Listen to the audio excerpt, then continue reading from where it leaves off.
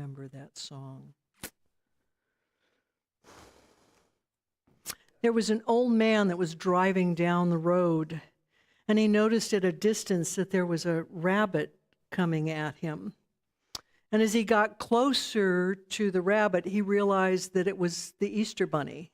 And the Easter Bunny was running with a very large basket filled with goodies and on his way to someplace. And as they got closer and closer, the bunny didn't move. He just kept coming right at the car. And so at the last minute, the man kind of swerved to one side to miss him. And the bunny jumped in front of him, also swerving. And all of a sudden, boom, he hit the bunny.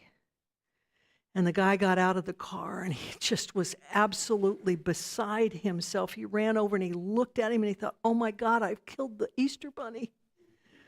And as about this time, there was a woman that had been driving behind him, and she noticed what was happening and all the fralderall that was going on, and she jumped out of the car and she went over and looked at the bunny, and she goes, what happened? And he explained the story, and he said, I hit the Easter Bunny, and there's never ever going to be an Easter again, and it's all my fault. And the woman said, wait a second, I have an idea. And so she ran back to her car and she grabbed a can, and she came back and she stood over the Easter Bunny and she sprayed the whole can on the Easter Bunny. And nothing happened initially. And then all of a sudden the Easter Bunny started kind of juggle. And he jumped up and he grabbed all his goodies and he threw them back in the basket, and he started to hop away, and he turned around and he waved. And they watched him, and he went about 100 yards and he turned around and he waved. And he went a little further, and he turned around and he waved. And the man looked at the woman, and he said, what was in that can? That was unbelievable. And so she grabbed the can once again, and she kind of turned it around so that she could read it. And it said, hairspray gives long life to hair and adds a permanent wave.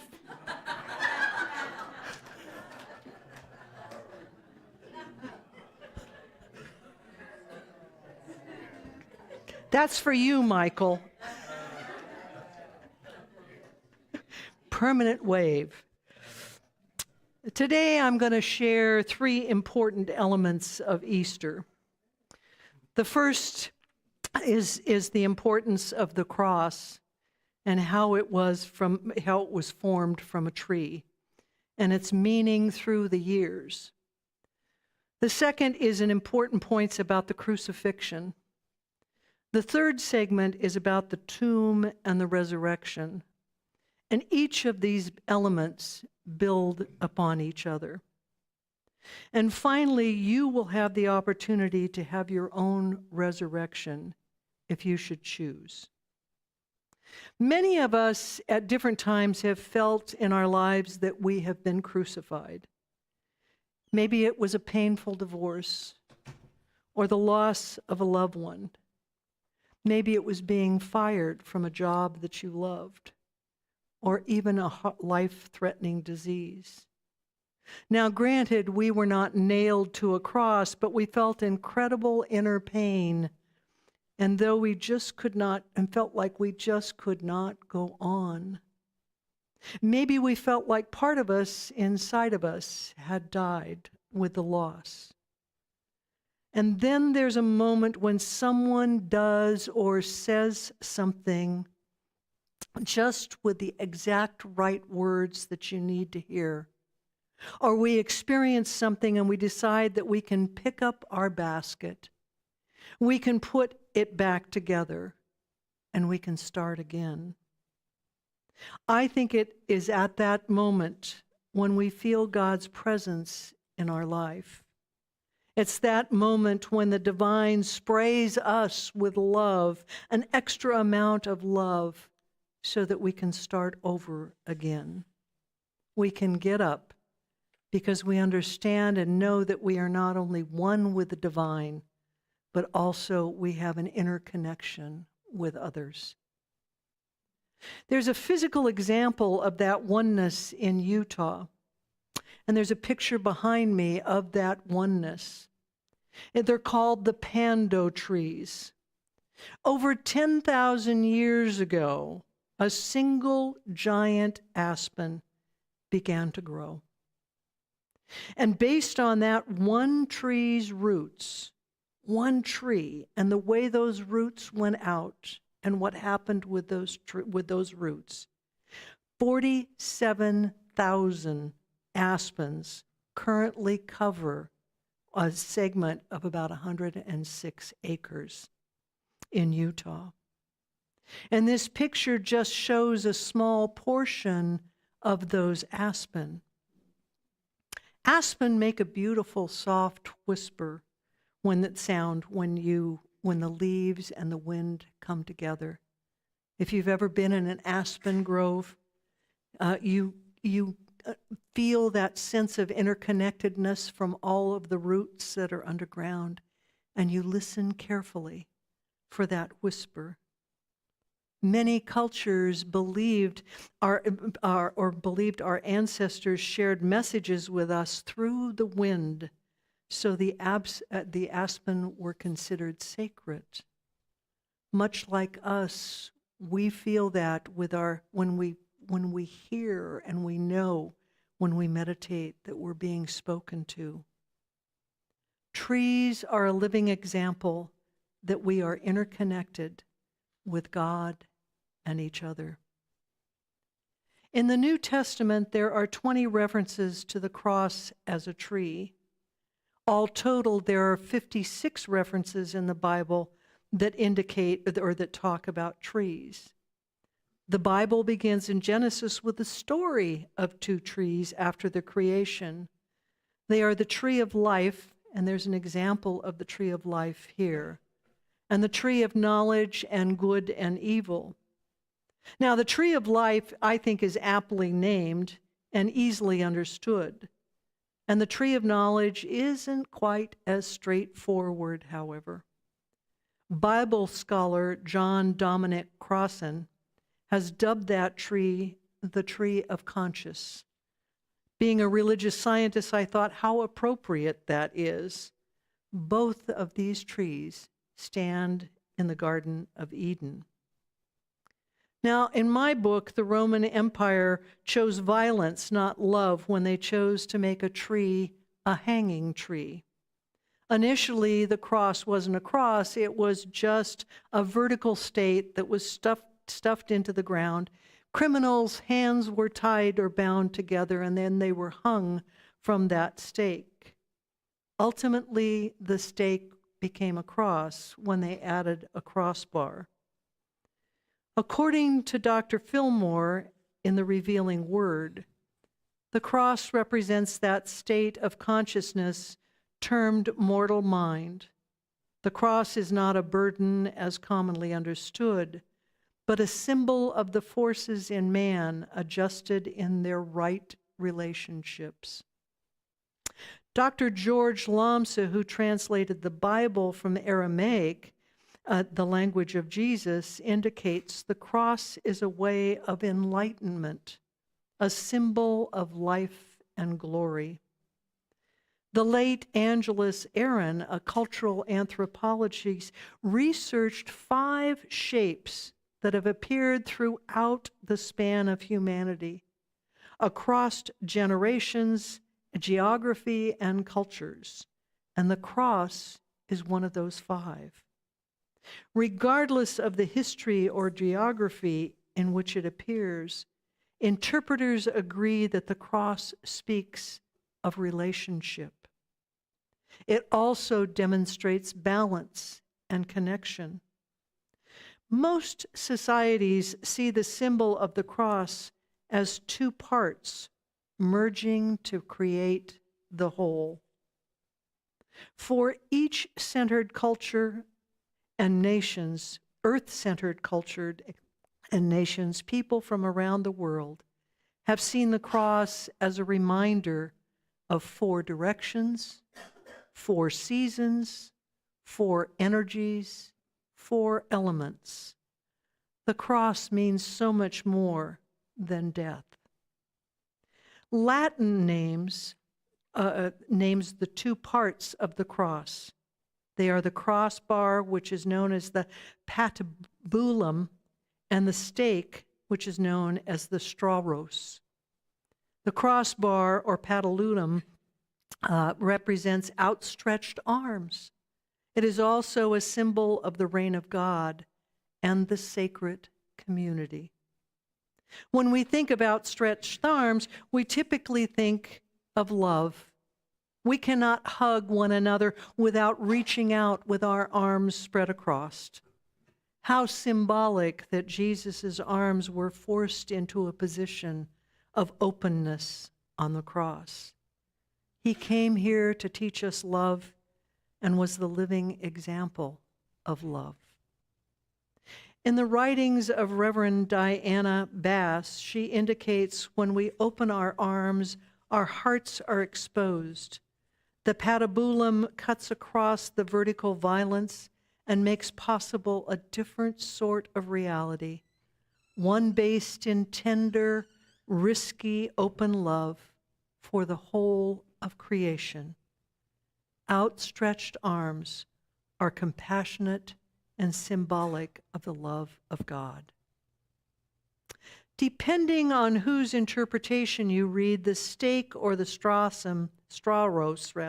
can represent the power of Caesar because he chose the tree stake to cause death. Or it can mean oneness with the divine since it is planted like a tree and reaches upward.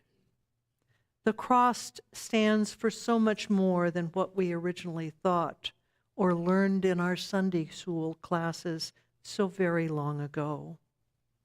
On a final note, the cross was claimed as an official symbol of Christianity by Constantine, a convert in the 4th century.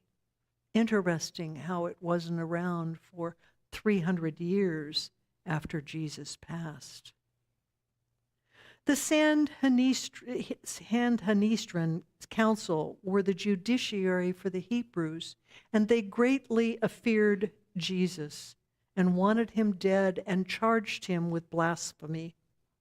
Now, when Jesus was taken to the Romans for punishment, because the Sanhedrin could not punish him, Pilate charged Jesus with treason.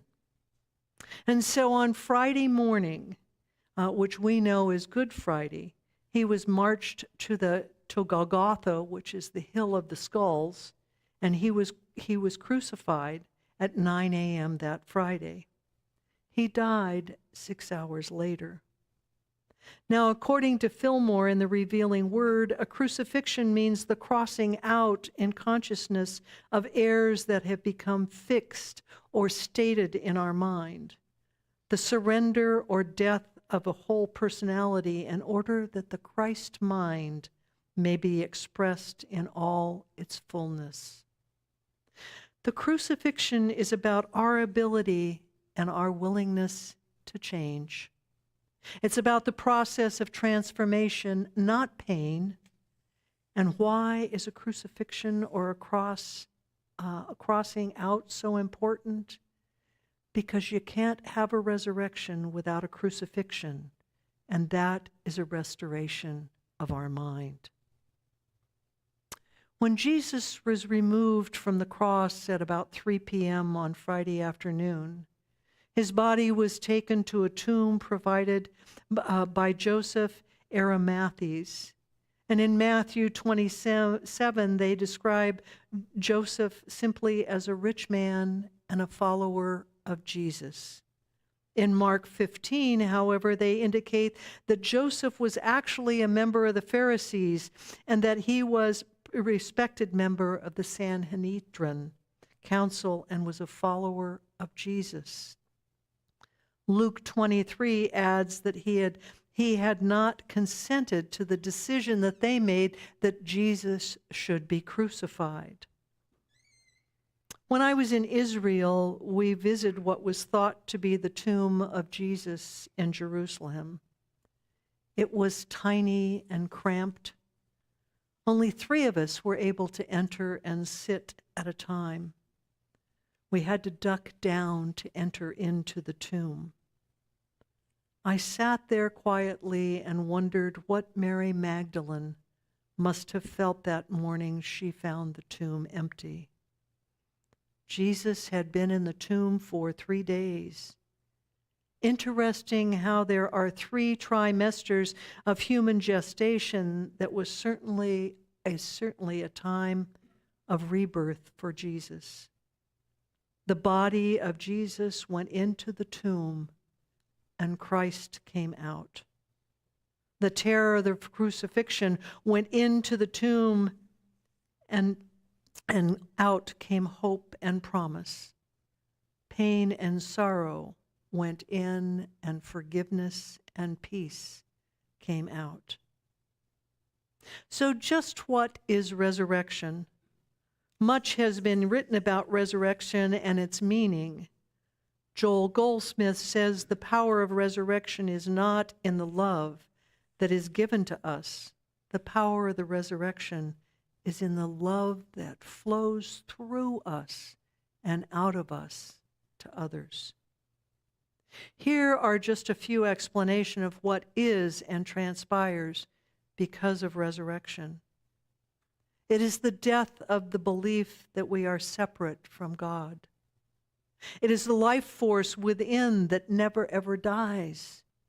Resurrection is the story in the metaphor of our lives. It is eternal life.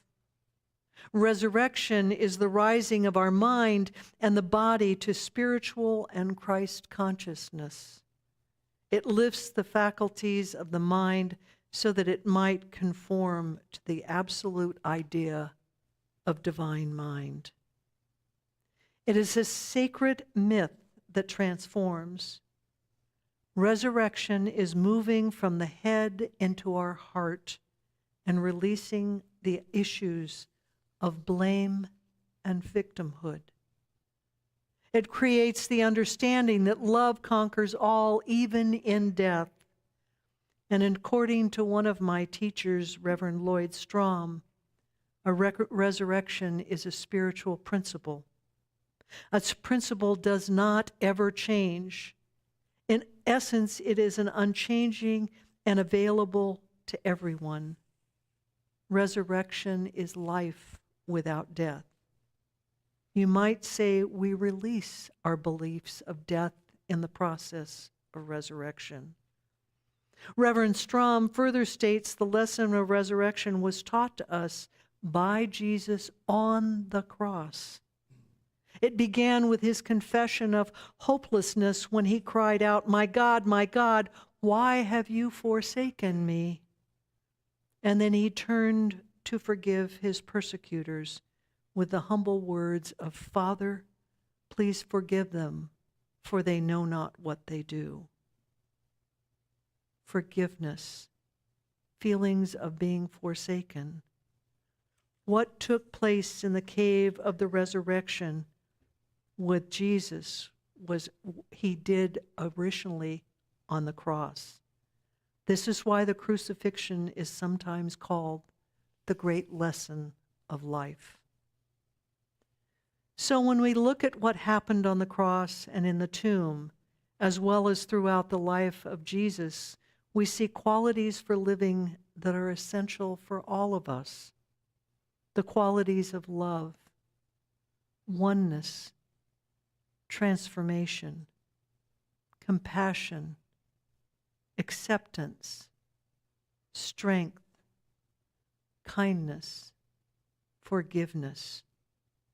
If we wrap our arms around those qualities and open our minds and hearts, we're now become skilled midwives. We know it's important to pay attention to the human giving way to the divine, and we can bring that to our world. But it's also for us important to stay balanced. The masculine and the feminine that is within each of us stirs up and circulates those qualities that I just mentioned. They're moving within us right now, seeking to be part of our everyday life. So here we are at Easter. a day of resurrection, a day when we can begin again. Today we have the opportunity to rise above our desires. Remember, desires come from wants, and wants come from needs, and which is seated in lack and change. I would ask you, are you willing to be in the resurrection energy? Are you willing to let the story of Easter penetrate your story? If we desire transformation and newness, then we can't be afraid of being crucified. If we're willing to create an opening for ourselves to lay down something today and roll away a stone that stands in front of us, I would invite you to enter into an inner process with me. How many of you are willing to be the resurrected energy in life today? How many of you are willing and ready to release and let go of something that no longer has purpose in your life? If that is the case, I would invite you to join us. Earlier today, we gave out paper and pencil. Or pen if you don't have one. Does everybody have a piece of the paper and the pens? If you don't, just raise your hand so that we can give you one before we begin the process. We've got somebody over here too, Julie.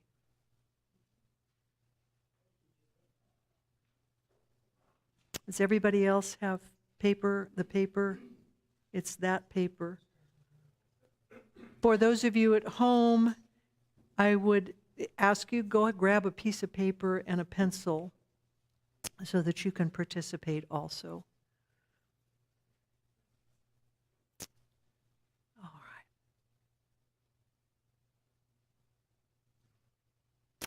During the meditation that we're about ready to do, you will probably see something that is your stone or your projection or something that you want to lay down here at the foot of the cross. After the meditation, you'll be invited to come forward and put the paper in the water and to truly let go what no longer serves you. If you're willing to do this, just gently turn within and surrender into your breath. Close your eyes if you choose to. Realize that the breath is the circulation of life moving through us. Draw in a really long, deep, deep breath and take it all the way into your lungs. And now push that breath out and away. As you begin to let go, notice there's another breath to draw in. Visualize that as more good and more God. And continue now with another deep breath. And just be for a moment in the circulation of your breath. Drawing in, letting go. Drawing in, letting go.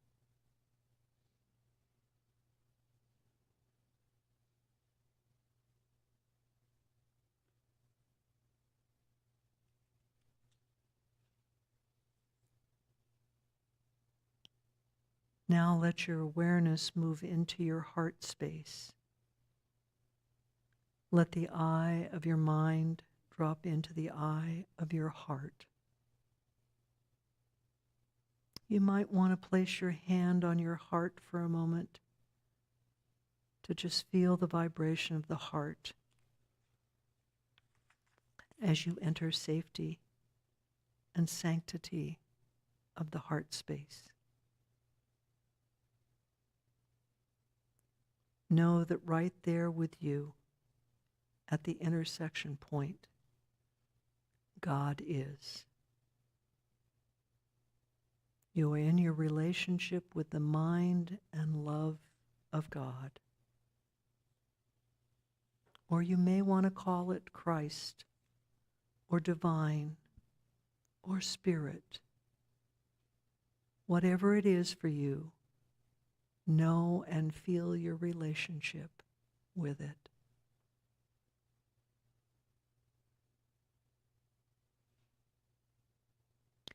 What is it that you're ready and prepared to lay down today?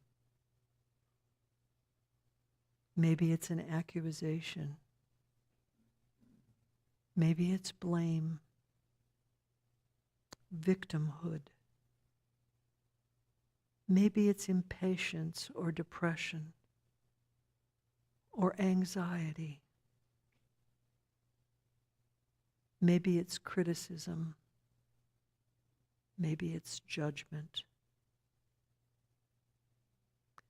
What is the one thing that if you laid it down, you would be a greater opening for the energy of the I Am resurrecting power to lift you up and out of a circumstance so you can be a part of bringing greater light and love to life, to the world? You know what it is.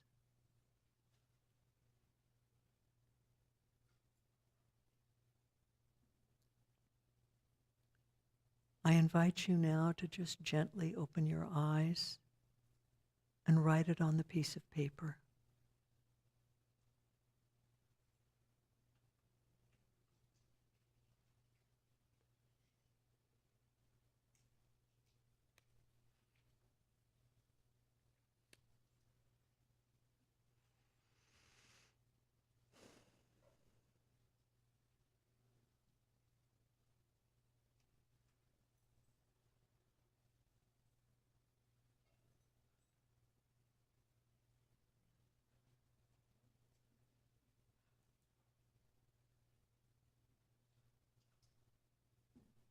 Anyone that would like the opportunity to come forward and by releasing what you no longer need may lay it down at the foot of the cross this morning in the bowl of water. I'm going to ask you to first let our practitioners come forward so that they can let theirs go, and then will be assisting you as we do the process this morning. For those of you at home, you can ultimately burn what you have written down, or you can bury it by releasing it. As you come forward today, I would ask you that you use the 2 aisles and that you exit off to the side and back around and use the center aisle or the outside aisle to go back to your seats so that we don't have a traffic jam. Please come forward now if you choose.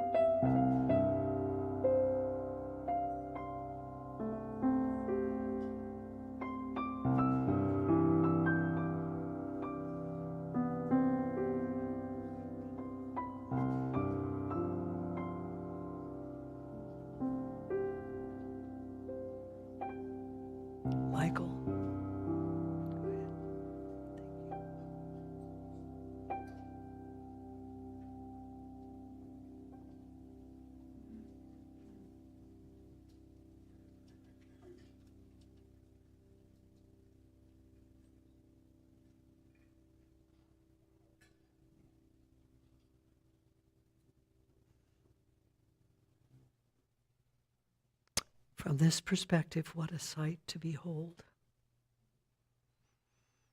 As you can see, what is in that bowl is messy, it's clouded, it's ugly, and that's where it belongs.